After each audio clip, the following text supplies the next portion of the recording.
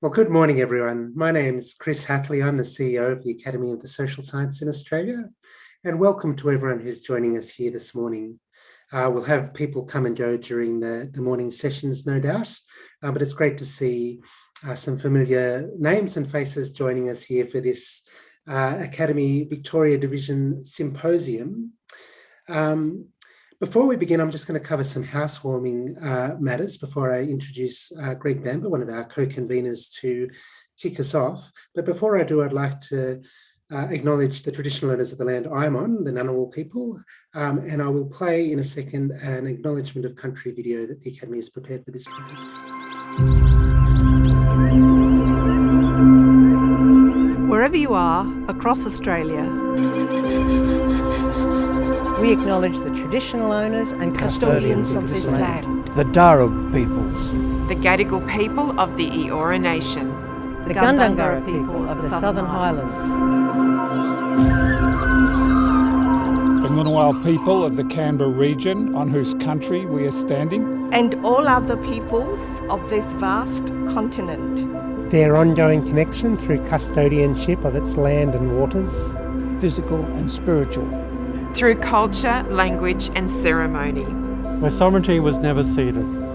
We pay our respects to elders past, present and still to come.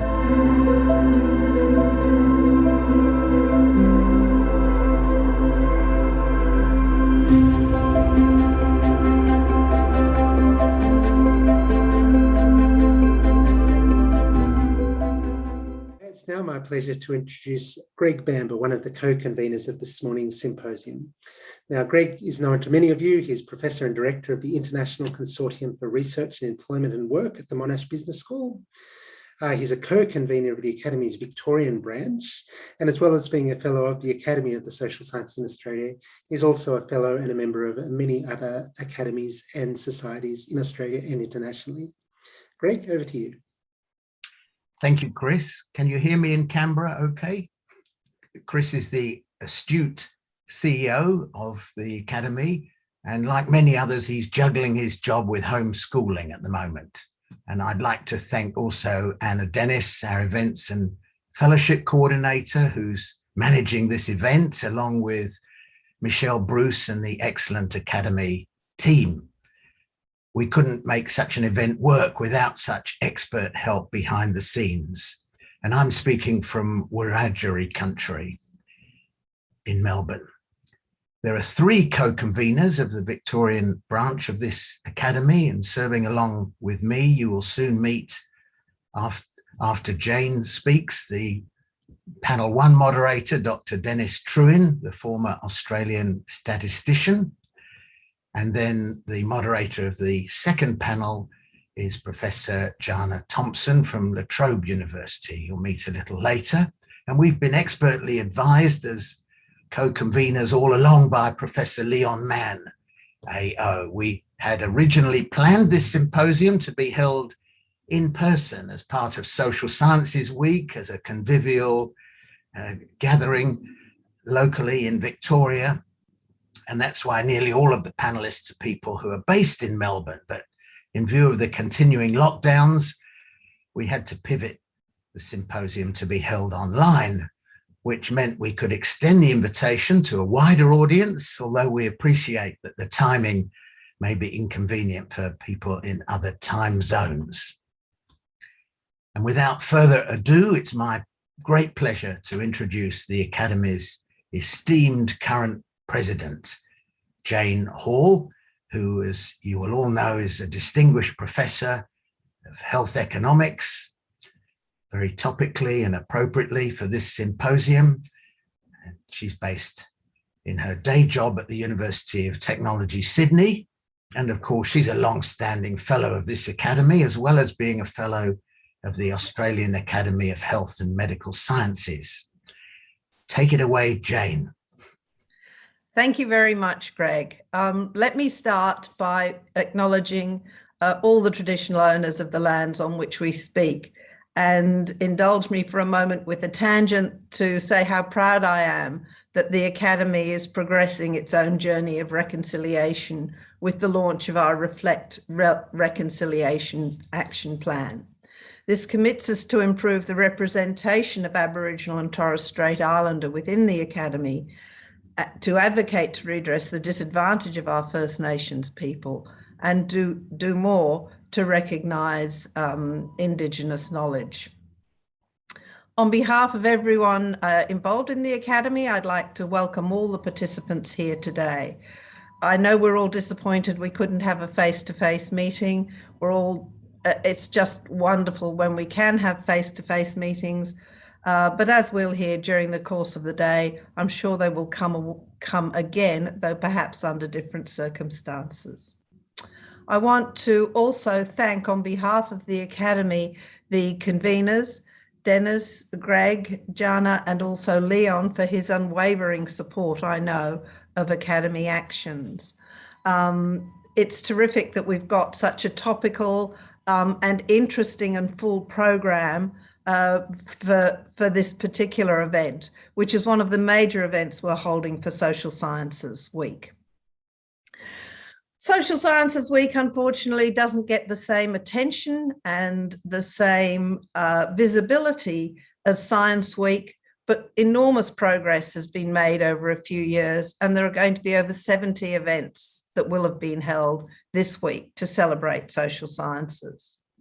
I want to acknowledge the initial efforts and the continuing leadership of Dan Woodman, who started Social Sciences Week, and I believe he's in the audience. I hope you are, Dan, and please take our acknowledgement of your efforts and your thanks on all our behalf. I want to also mention that it's the 50th anniversary of the Academy of Social Sciences. When Chris and I looked at this a couple of years ago, we thought, wow, terrific, a 50th anniversary, we can go around the country and have parties and some more serious events, of course. Unfortunately, that hasn't to be. But I think it's still time to celebrate what social sciences in Australia have achieved and their excellence. Our earlier report, Social Sciences Shape the Nation, showed just how influential the social sciences have been in terms of shaping our society, whether we look at our health system, our education system, our superannuation system, our immigration system. It's all been shaped by social science research and social sciences, because we recognise those who contribute to policy and the furtherance of social science-based policy as well. Our leading business people, our politicians, our leading public servants, in general, social sciences educated. So we have achieved a lot in 50 years. And I think this is a moment to take a few minutes and celebrate what we have achieved. Of course, as we'll hear over the course of this morning, there are still very many challenges ahead. And I think my sort of final message is we live right now in uncertain and difficult times.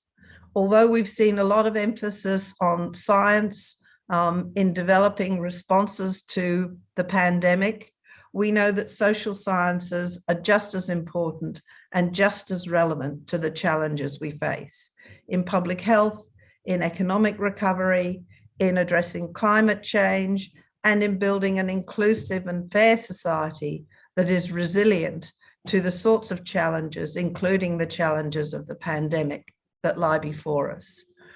So thank you everyone for being here. I'm very much looking forward to the morning's debate, as I'm sure you are. Thanks, Greg. Well, it's my turn now. Thank you very much, Jane, for those remarks. My name is Dennis Trewin. It's my pleasure to be the moderator in the first session of this very important symposium. The title of the session is What Have We Learned from the COVID-19 Pandemic? The arrangement is that each panellist will speak for 7 minutes in turn.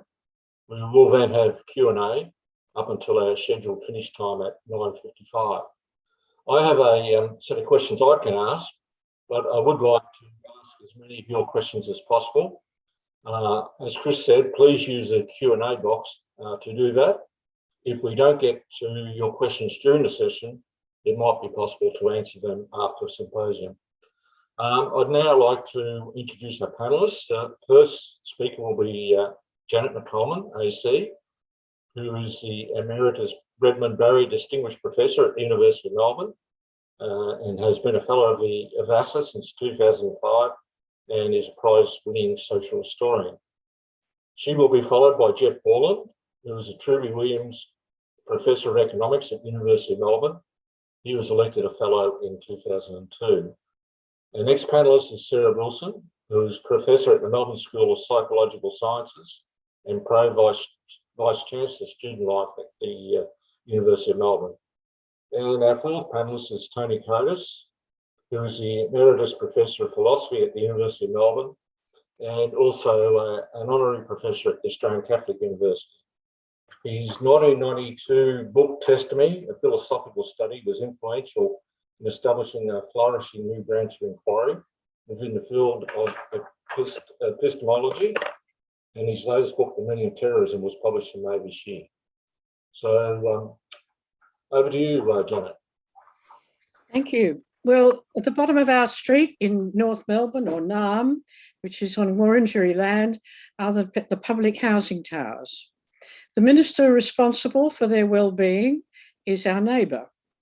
The night of the notorious lockdown of all the estate, not just of the Somalis and the Eritreans and the Sudanese, but of the hundreds of aged and disability pensioners, the young offenders on community release, the drug addicts whose methadone needs for years have made the only real profit for our local pharmacist, all had to be locked in for immediate testing as the virus had already spread to over 200 people. If the government had waited for community consultations and recruited 300 underemployed social workers from around Victoria to do the work of the police, some young males would have taken off and youths were suspected to be the super spreaders between a school and the flats. Worse, people would have been meeting, talking, connecting as they sorted it all out, creating a super spreader event. But no, the Victorian Auditor General found that their human rights had been breached by this sudden and certainly very distressing lockdown. The government had seriously erred and was to be reprimanded and shamed, except that it saved lives, and for that reason, the minister refuses to apologise, because his duty is to protect his public tenants, a community, particularly in North Melbourne, he has cared for and advocated for all his life. The story of the towers encapsulated the political and ethical problems that have dogged Australia's response to the pandemic. Science and vaccines are providing tools for the world to live with coronavirus, we hope. But whether the science succeeds in protecting us depends on politics and on good government. And whether the science and collective needs are put ahead of the individual and ahead of party political interest, and whether individuals can be persuaded to make personal sacrifices for the sake of strangers. The last time this country was in an equivalent emergency, we were at war with Japan. Then, as now, our survival depended on good government that could mobilise and discipline us to work for the common good. Such good government requires being able to face up to necessity and to put aside personal preferences and prejudices. John Curtin is our only Prime Minister to have actually spent time in jail, in his case for opposing conscription in the midst of the previous World War. But in 1942, he abandoned his lifelong principles and asked the Australian people to submit to both military and civilian conscription. It was an acutely painful decision. But he vowed that he could only ask Australians to make such sacrifices unless his government was dedicated to building a better peace after the war. What's more, it was achieved. And in just 4 years of Reconstruction, led by his successor, Ben Chifley, and masterminded by Nugget Coombs and his select team of academics and public servants. It set up modern Australia with dedicated spending and a commitment to full employment. The debt was paid off by economic growth, decades of prosperity that the other side of politics claimed to be entirely their own, but which in fact had been built in those remarkable years of planned reconstruction. Hence, it is a good news story from the past, and one that is being revisited for inspiration for what happens next after COVID-19. Scholarly history, in particular, the work of Stuart McIntyre, is for once in beginning to inform our politics. He's being widely quoted.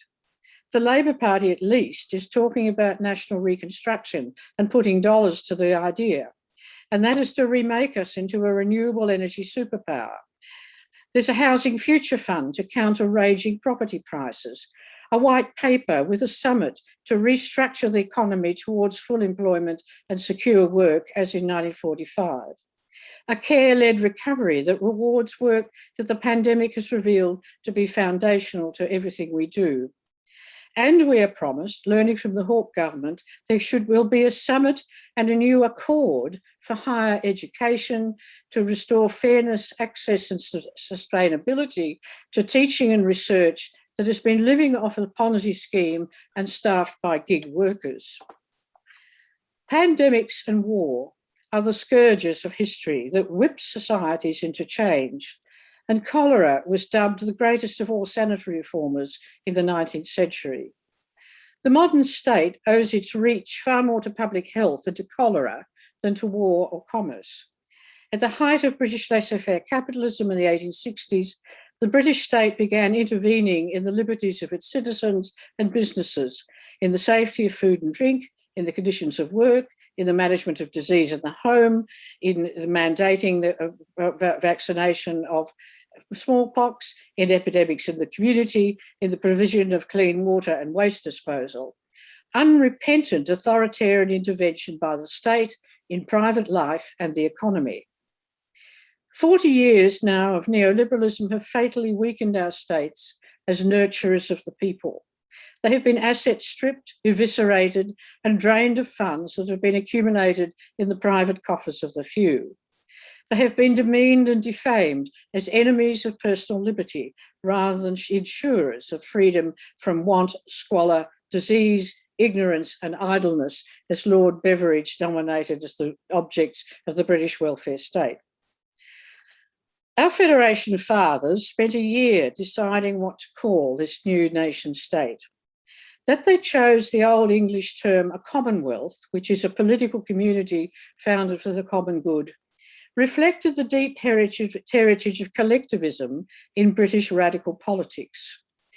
The social contract is implied in our commonwealth, and whether it is infectious disease or catastrophic climate change, the rights of the individual are predicated on the preservation of the common good. And someone has to possess the authority to police that, and since the 1860s, it has been a chief medical officer.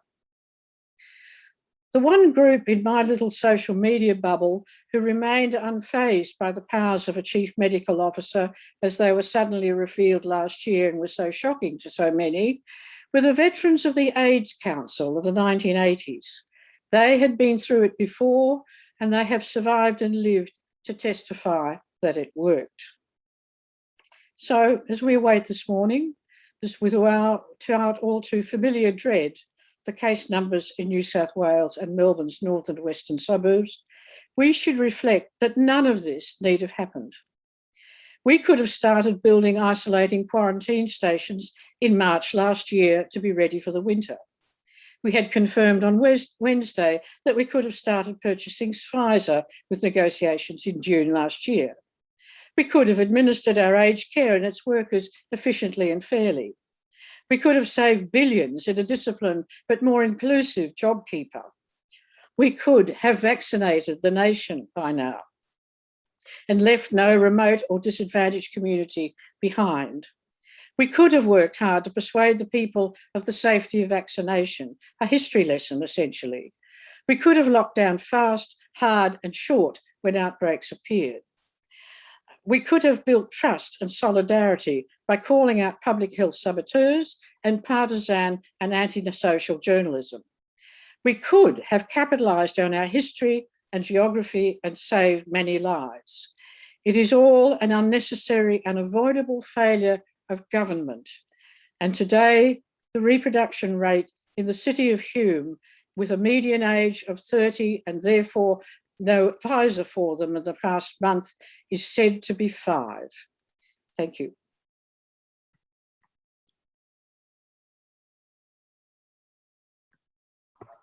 Thank you very much, Janet. They were very significant remarks. I'll hand over to Jeff Borland. Dennis, thanks very much to the conveners for organising the event and for the invitation to talk.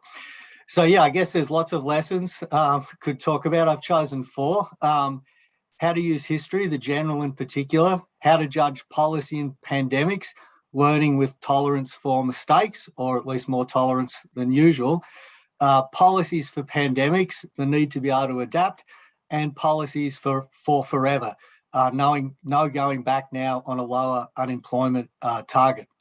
And I should say at the outset that my learnings are very much inward looking. This isn't me pointing to what everyone else got wrong. Instead, I guess in 2020, I spent a lot of time thinking about the impact of COVID on the economy and policies. And I guess I now realise that in a decent amount of my thinking, I missed the mark. And so I guess it's in that spirit that I give these learnings in this talk. The first learning, how to use history.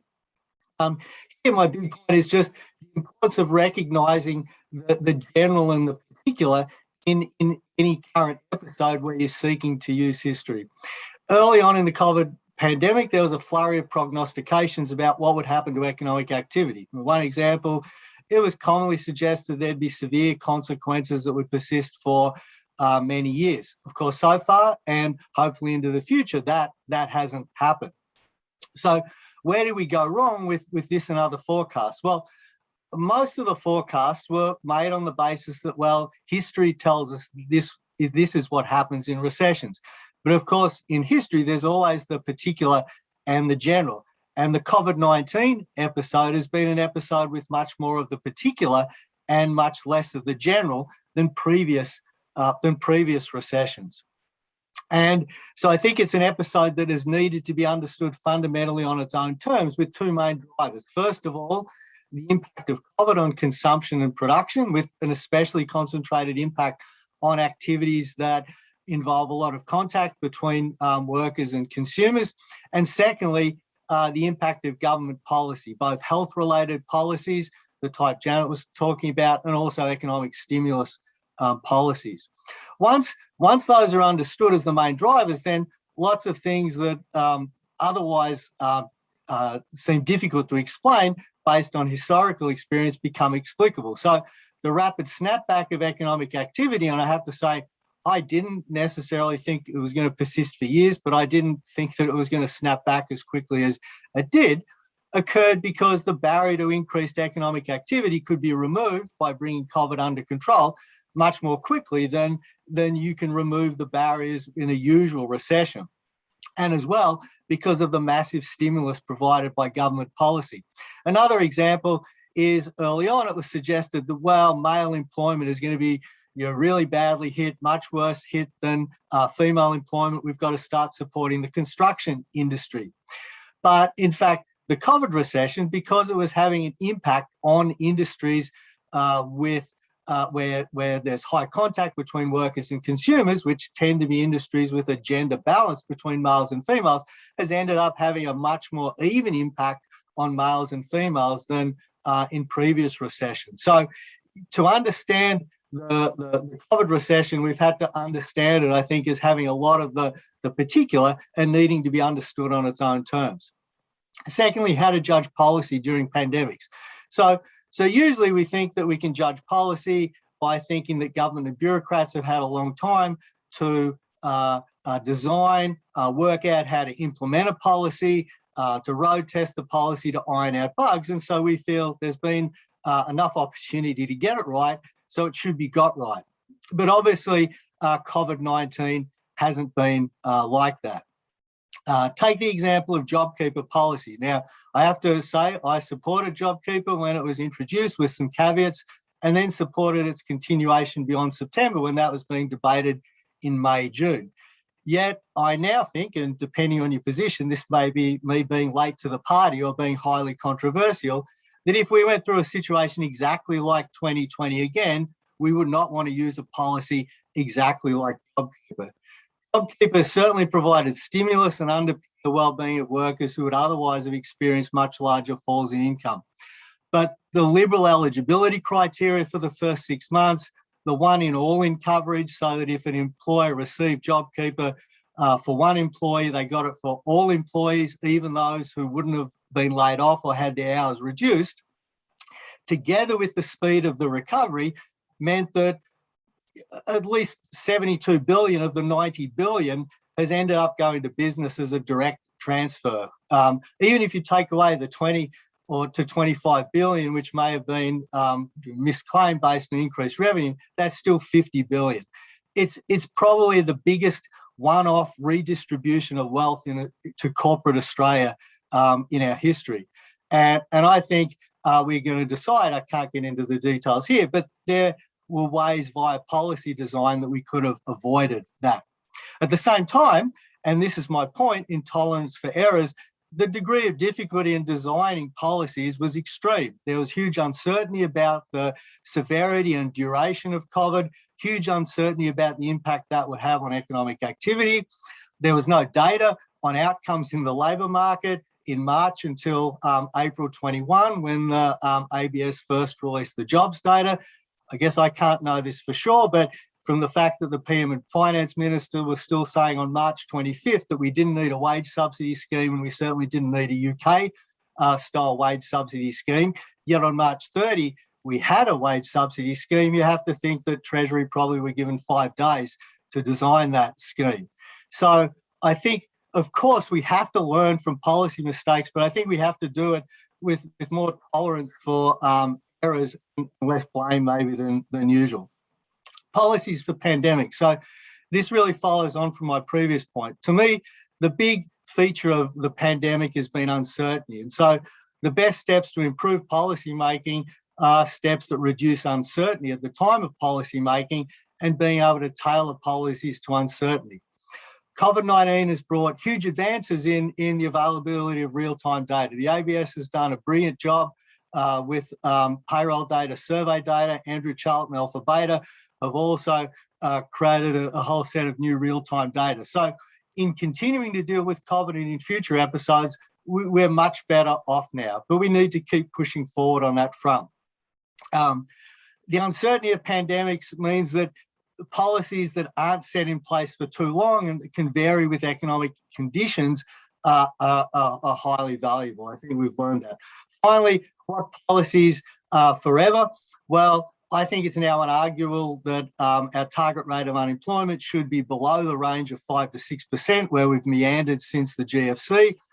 The stimulus spending, which I guess we wouldn't have had without COVID-19, has had the big benefit of pushing the rate of unemployment to a much lower level than in the past.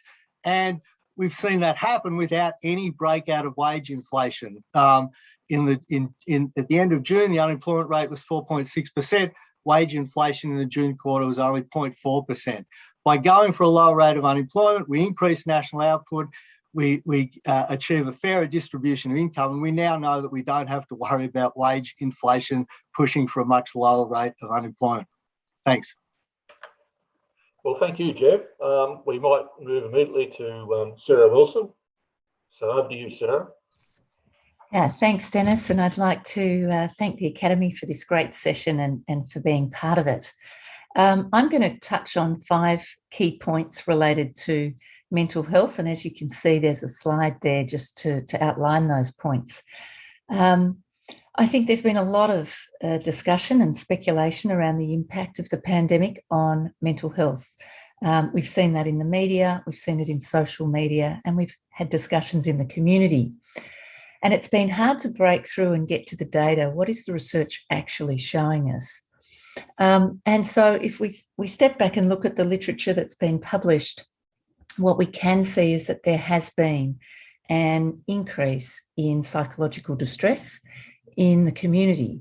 And this is presenting as increased suicidal ideation and self-harming, whereas the suicide rates themselves haven't increased. And I think that's partly contributed to the confusion about what is the effect.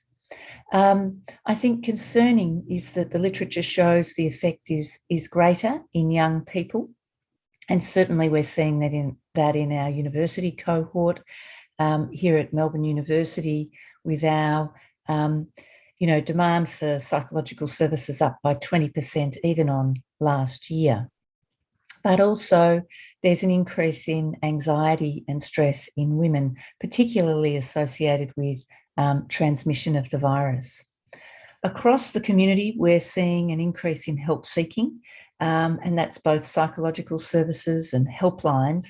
And we're, I think, at a point, certainly in Melbourne, where demand is outstripping our ability to meet those services at present.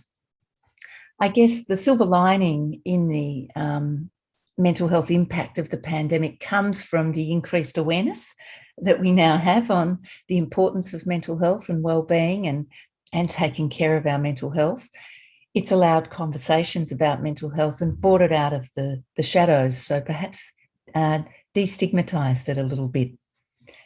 We know also from the psychological literature that every psychological crisis brings an opportunity for personal growth. And we're seeing that also playing out in the pandemic studies that are being done, with about 50% of people reporting that the experience that they've been through has enabled them to grow and has given them that sense. So I guess if we reflect, there really is a mosaic of effects, with the pandemic affecting people in different ways. It's heterogeneous, the impact. So for instance, in relation to the social effects, the social disconnection and the social distancing and the rise in loneliness that we're seeing reported in the literature, this tends to be more acutely felt by those who are extroverts. It's also more highly reported by women and by younger people. Similarly with behavioural compliance and who adheres to the rules, we've had a lot of tension in the community around that. The literature shows less adherence in men and less adherence in those who rate high on disagreeableness and low on empathy. And another factor that really drives that individual differences is personal risk estimates. So that is our perception of how at risk we are as individuals. And that tends to show that we in general estimate our personal risk as lower than others around us, which of course we know is not the case. And that driver of personal risk estimate then predicts who's going to comply with things like precautionary measures of hand washing and social distancing. There are also cultural factors that are playing into the community's response, with people who live in collectivist cultures more likely to adhere to rules such as mask wearing. But also we're seeing at a social and cultural level more polarised attitudes in the community and increased tension around that. So early on in the pandemic, we saw increased anti-Asian racism, particularly in the US, but also here in Melbourne. And more recently, we're seeing playing out in the media anti-vax attitudes. And these tend to be most strongly correlated in the research with mistrust of the belief in the benefit of the vaccine, of pharmaceutical companies profiteering from unforeseen future effects of having the vaccine. And more generally, we've seen conspiracy theories really play out at large. The other area I want to touch on before I finish is the neuropsychological effects and this issue of long COVID, which is really only starting to emerge in the literature. And there was a very nice editorial on this in The Lancet in the last few weeks. This is a post-viral syndrome with symptoms of ongoing fatigue, breathlessness, a brain fog, and depression. There may be mobility issues, pain, muscle weakness. This can occur in the 4 to 12 weeks post-infection or beyond 12 weeks. And its estimated prevalence is at about 1.5% of people who are infected with COVID. We know it's significantly impacting the ability of people to get back to a more normal life and get back to work. And if we think about the size of the pandemic, 1.5%, that's actually really quite a significant increase, burden on healthcare and social and economic effects. It's greatest in people of middle-aged, again in women as well, but it does occur in young children.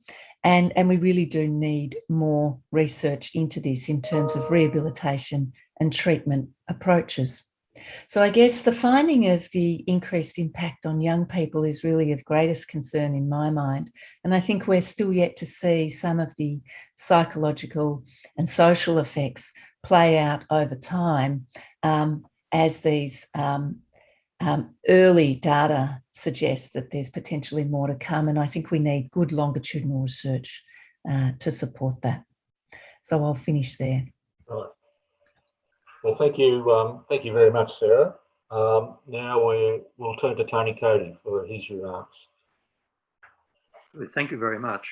I want to discuss in a somewhat personal way questions and even mysteries about widespread attitudes to community action and personal responsibility that have arisen in the pandemic in Victoria, with, of course, parallels elsewhere in the country. And I think some of the things I have to say connect with some of Sarah's psychological insights in the last talk. Vaccine denialism and hesitancy raise such questions, but at least the glimmer of answers is available in, for instance, the influences of mostly fringe religious groups, crackpot beliefs about conspiracies, and genuine, if misguided, fears about real but extremely improbable side effects. There's been less attention to what lies behind the alarming violation of mask and distancing requirements that seek to keep the pandemic under some control while we wait for the reprehensibly delayed vaccination program to reach an appropriate maximum. Lockdown requirements have varied state to state, but for many weeks now in Victoria, wearing masks has been mandated indoors and outdoors, except in the home, as also is social distancing of 1.5 metres from those you don't live with. There are also related restrictions, of course, on social gatherings. On masks, I conducted a few weeks ago an amateurish survey on my permissible walks around Parkville and Brunswick, which revealed that around 120 out of 510, or just over 23%, of those I passed were either without masks at all or wearing them in ludicrously inadequate fashion. The ludicrous were wearing their masks either only over their mouths or under their chins or around their sleeves, or in a couple of cases, hanging from an ear.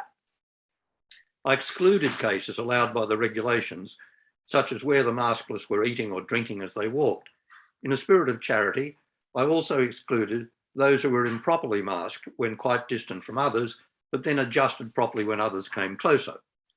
I even extended my charity to those who'd been running in exercise and were thereby permitted to be maskless, but who stayed maskless while they continued walking. My distinct impression, without the aid of detailed counting, was that a clear majority of the mask violators were young to middle-aged, a fact which may be related to yesterday's statistics that 87% of all current infections in Victoria are under 50. It did strike me too that they were predominantly male, but not by a huge amount. That connects with Sarah's discussion. It seems plausible that the disregard of authoritative information about measures to control the spread of a dangerous virus and of state regulations aimed at making that information effective has contributed to the present surge in infections in Victoria, as it probably has in New South Wales, combined there with much less urgent mandating. Why then are such a large minority palpably disobedient? Charitable explanations can hardly stretch to believing that the partially masked are ignorant of the fact that we breathe through our noses. Perhaps their parents never told them. Even the obvious point that there will always be people who care only for themselves doesn't quite do the job, since unmasked and partially masked are also endangering themselves. Perhaps part of an explanation is to be found in a mistrust of government and of expert medical authorities. Many people have commented on this. This has no doubt been fostered by pernicious information on the web, And also the fact that in the early days of the pandemic, medical and government advice was that mask wearing would not protect against the virus. This was duly, emphatically corrected, but maybe the change created a lingering suspicion that mask wearing would not protect against spread of the virus. But the necessity to heed medical advice is not inconsistent with the advice being sometimes mistaken, since it remains on the whole vastly more epistemically important regarding health than medically uninformed guesswork or instinct. And the science has the impressive capacity to correct itself as new facts are discovered. Mistrust of government is one thing, mistrust of science another. Mistrust of particular governments is often warranted, as for instance, mistrust of successive coalition government policies towards climate change is abundantly justified, in part by trust in science.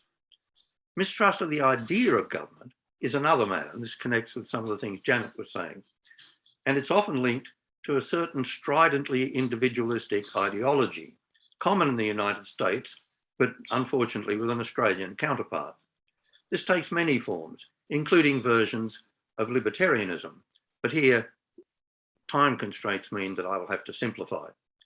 Individual rights and freedoms are certainly important and play a significant part in genuinely liberal thought, which I endorse, as do certain communal rights and protections, not just individual rights.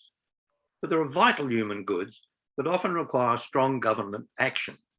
Protection against crime is obviously one, but so too is the promotion of health by combating disease, the widespread provision of education, widespread provision of that, and much else.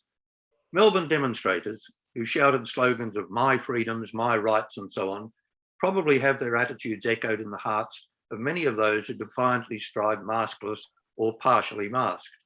But if so, their thoughts and practices violate a central insight of that great figure in liberal philosophy, John Stuart Mill, whose passionate advocacy for individual liberty always recognised its limits, especially those concerning free acts that had a real potential to harm others.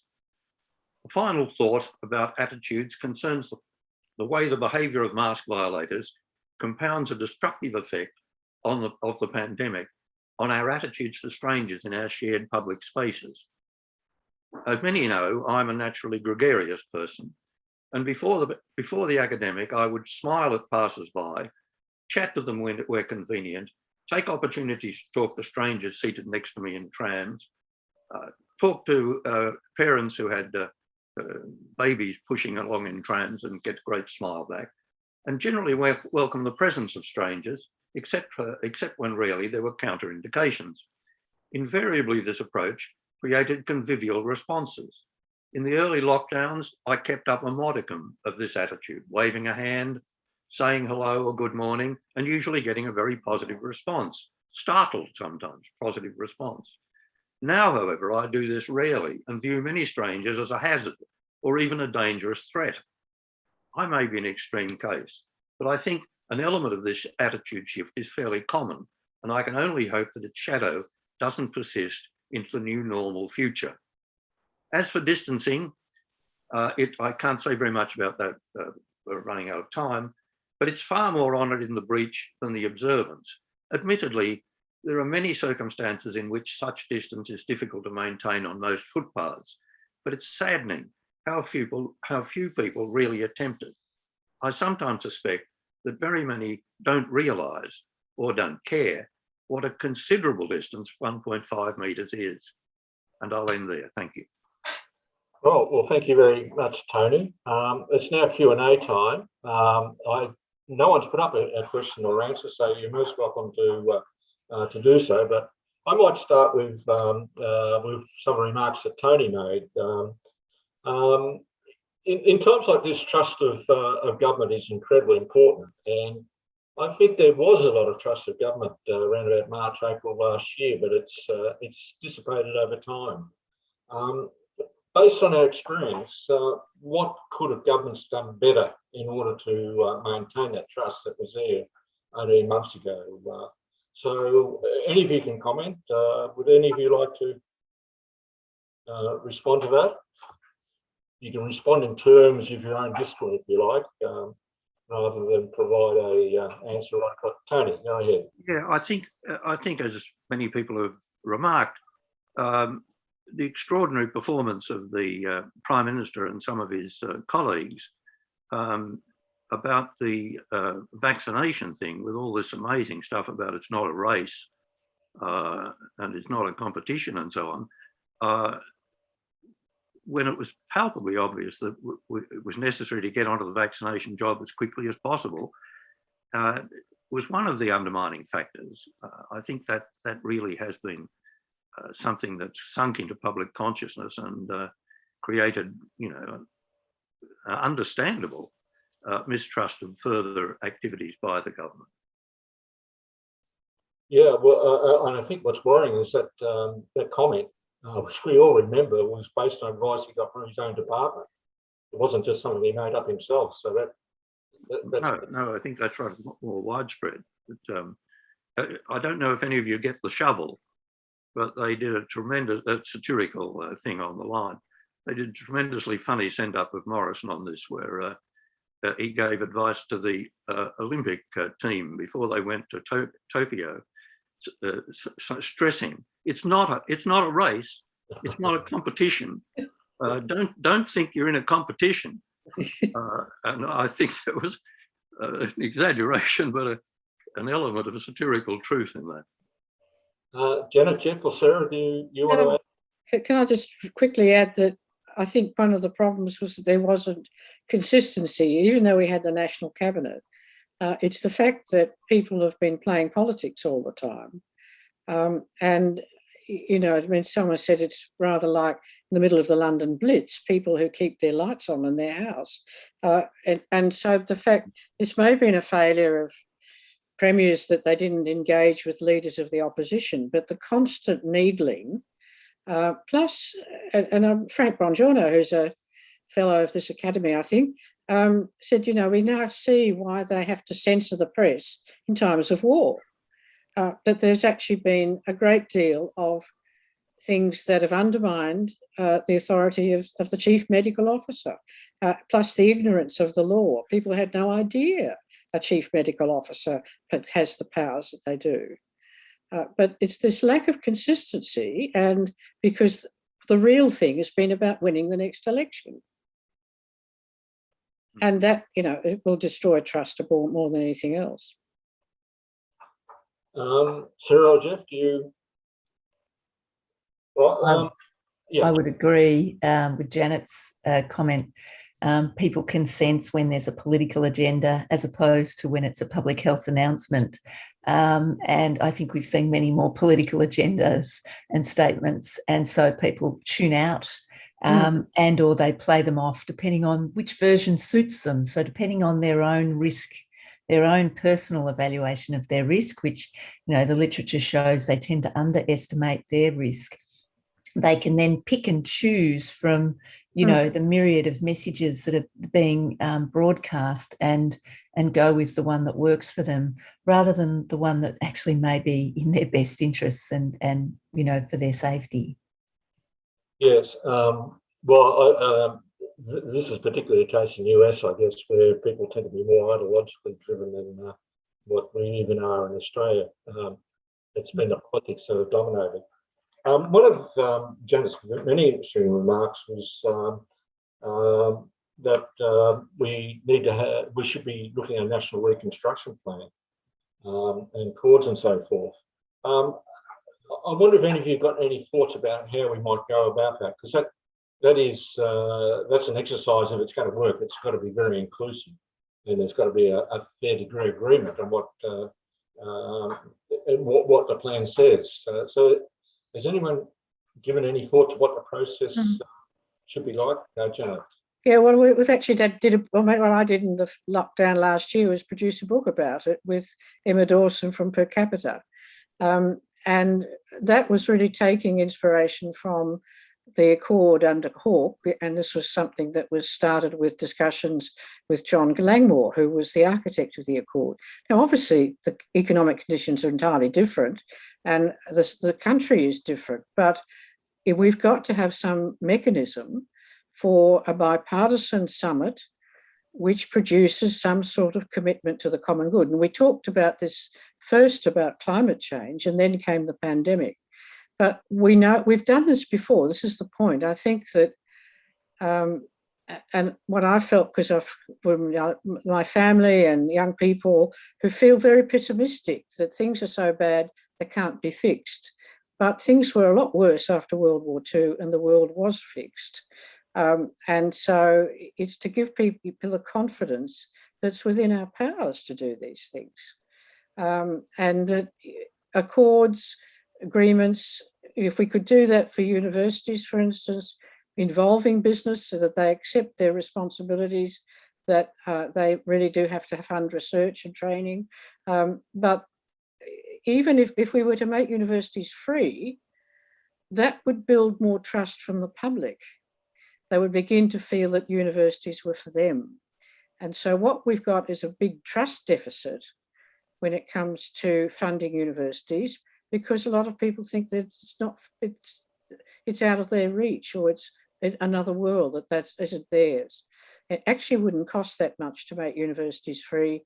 But the real problem is that we're not prepared to pay for them as taxpayers, and that's got to be a bipartisan, cross-sectional discussion and accord. Jeff, as an economist, do you have any thoughts on a national reconciliation plan and the role that economics should play? I haven't given that a lot of thought. I guess if there is a national reconstruction plan, then yeah, you'd hope that economics would play some role in it. I guess I've probably been thinking more kind of, focused on things that have come out of the COVID pandemic, more incrementally. So I guess the other point I made in my remarks about the fact that I think that, COVID, what's happened in the last sort of 18 months has given us opportunity to observe that, that we should have been going for a lower rate of unemployment sort of all through the last decade since the GFC sort of that's become evident. I think job seeker, the fact that we had a doubling of job seeker, that it appears to have virtually had sort of no effect on the flow of people who are unemployed into employment. Now, some of that may have been because of the particular conditions in during labour market conditions during the last year, but I think that's created sort of a really strong case for larger increases in job seeker. There's been some increases, but I think you can go a lot further without really having the sort of adverse effect on incentives that are often argued to be the reason for not doing that. I think, I think with industrial relations reform, sort of like, I guess, amazingly sort of, when you talk about national reconstruction, the first thing the current government decided to look at in terms of sort of holistic reform was industrial relations reform, and one of their working parties was on flexibility. Well, we've just been through a period where the Australian labour market shed 750,000 jobs sort of in 2 months and then put back 890,000 jobs in 10 months. I think that's a lot of flexibility. I think instead what COVID's shown is that we have issues about safety nets. So we've discovered that 25% of casual employees is a lot of precarity of employment when you have an episode like this. I think we've discovered that we have people working in jobs like the health sector, retail, whose jobs suddenly, had a lot more health risk attached to them. And the sort of labour market textbook theory says, well, that's okay, wages will adjust up for that to compensate people. But of course, that takes time. And if you're talking about workers who have low bargaining power, may never happen at all. So I think, I'd be thinking about steps to sort of, really allow adjustment to sort of to wages for those people who are most at risk in pandemic. So I kind of, I guess I'm, as I say, more an incrementalist sort of think. There's a whole lot of specific things that occur to me sort of out of the pandemic that I think we could do to, improve, in particular, labour market policy, which is my area. I'll go to some of the questions I've got from our audience. The first one is, what do panellists think about the pandemic increasing inequalities, business and workers, women and men, young and old, and on a racial basis? So I guess the question is the impact of pandemic on inequalities and what we might do to address that. Yeah, if I could say something on that, I mean, I think one of the things about the pandemic and the ways in which governments, mostly state governments, but federal governments too in various ways, have responded to them with support in all sorts of ways for people, like the job seeker and all the other things. I'd like to hope that in the future, we might see that the tremendous campaign against the welfare state that's been waged over the last many decades by people influenced by so-called neoliberal economics and other ideological outlooks, that the welfare state will make something of a comeback because people will, I mean, this connects partly with some of Janet's remarks, because people will start to realise that in spite of all the mix-ups and cock-ups and so on, there's been this need for state activity across a range of things where people are deeply disadvantaged, in this case largely by the pandemic, but it's exposed other areas of that kind too. I mean, the way in which we've inadequately responded to the Indigenous communities, remote Indigenous communities in this case, should give pause. And generally the fact that we really see the states having a big role in all of this, even despite the 23% I was talking about objecting. Maybe this is a forlorn hope, but I would rather hope that the merits of the welfare state, I mean, had problems as well, but the merits of it will come back to the fore. Anyone else want to comment? Could I just say, I mean, we've got to think about what are the sources of inequality. And for a large section of the population, that lies in the way they try and earn a living. So if people on welfare is a second issue, but the thing is the loss of control over work conditions, the weakness of unions, the lack of the Fair Work Commission now becoming a quite weak instrument. All of this is not taking away people's capacity, autonomy to run their own lives. And so the economy is that, but the other whopper is property.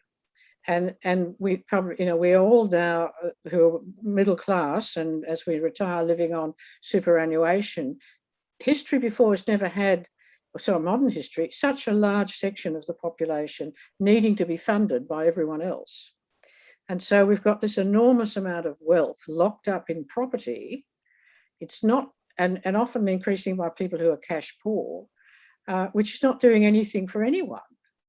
And all it is doing is making basics like housing more and more unaffordable. And so the only way around that has to be through public housing funded from the Commonwealth, which is what a Housing Future Fund would do over the long term. But there is no way that housing, which is a massive cause of inequality, is going to get cheaper without a massive economic crash, which will ruin everyone.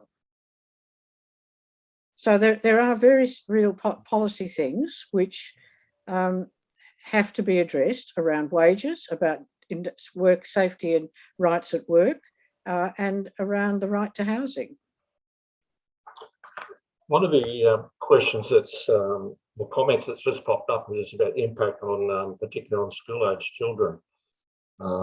Certainly in Victoria, they haven't quite lost 2 years, but they've had 2 years of their education and I guess their social well-being being quite seriously affected.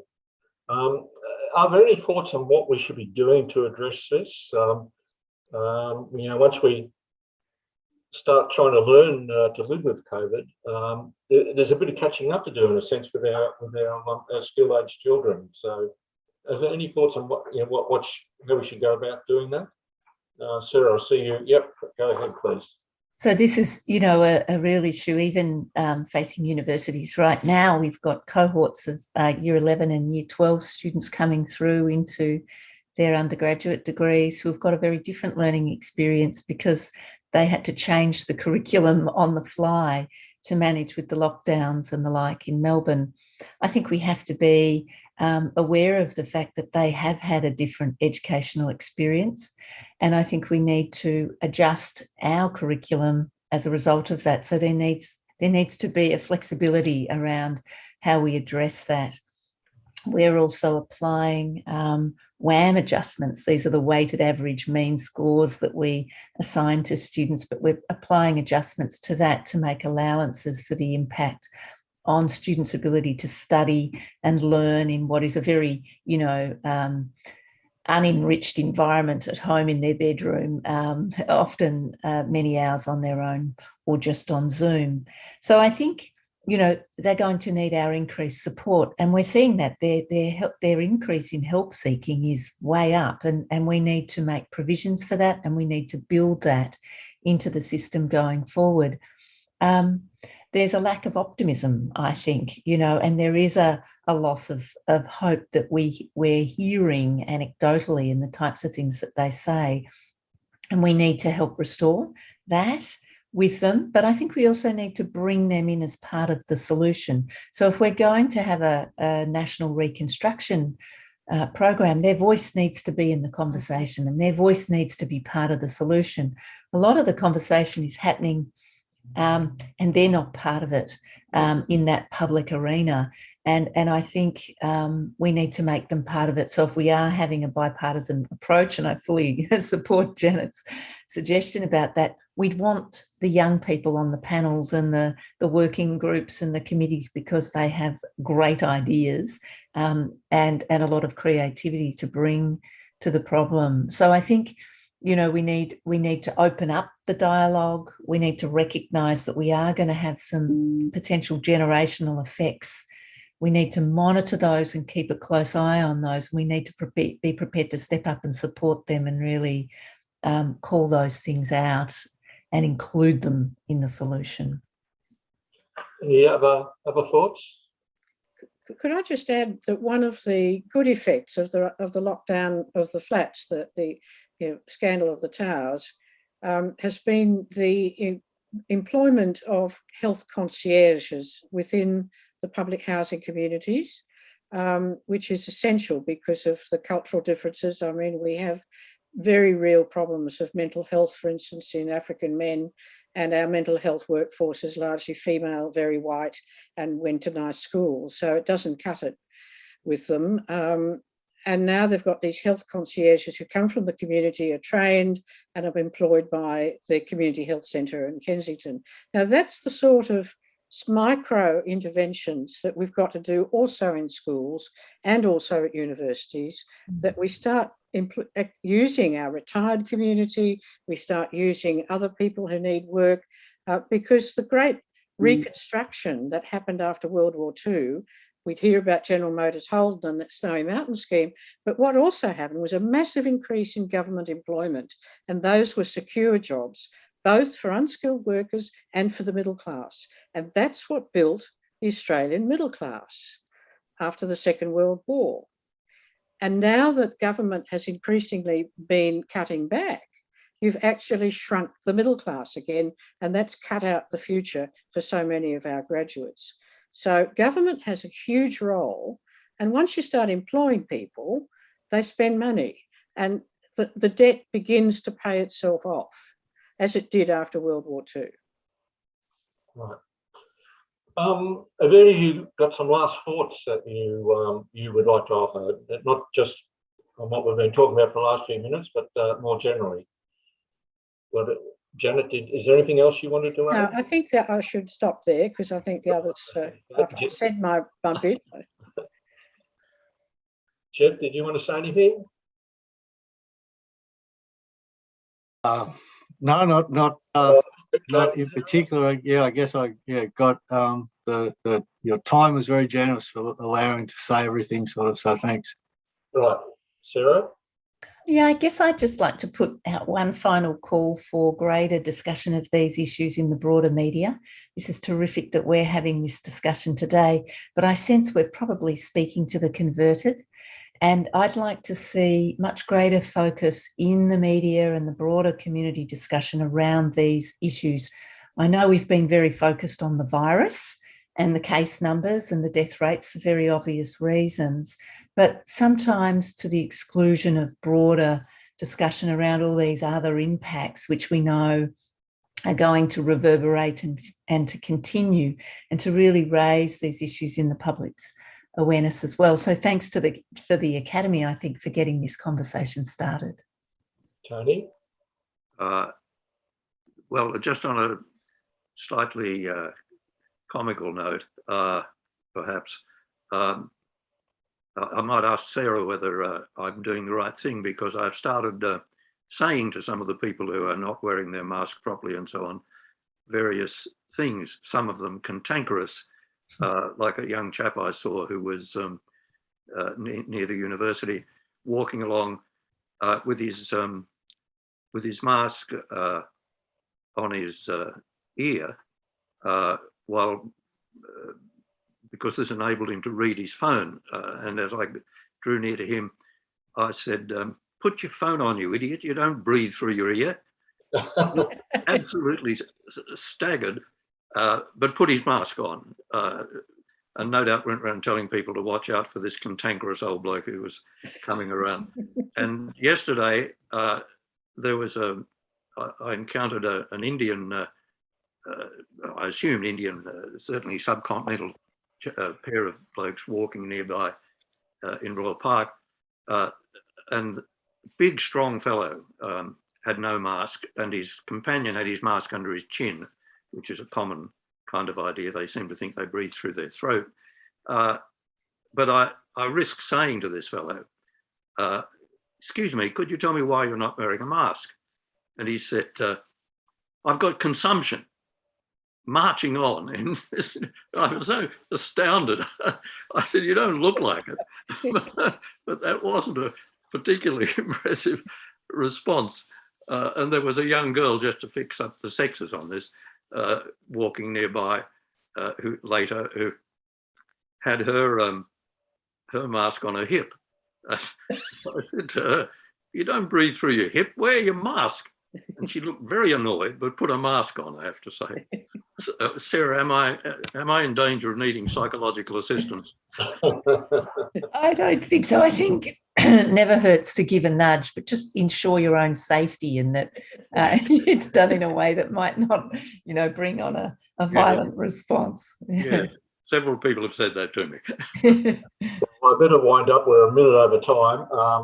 I think one of the interesting suggestions that came out was a national reconstruction plan. And when you do that, you think about the economics. Maybe when it's reconstruction from the pandemic, you think about health. But there's what's come through is there's a whole lot more to a reconstruction plan than economics, and the social sciences play a pivotal role. And maybe if we're going to take this today's discussion forward, maybe we should start to think about how we collectively can make a contribution to a reconstruction plan. So I'll wind up there, and thank you to all our panelists for what I think was an excellent discussion. Certainly the feedback on the chat box has been very positive. Right. Thank you.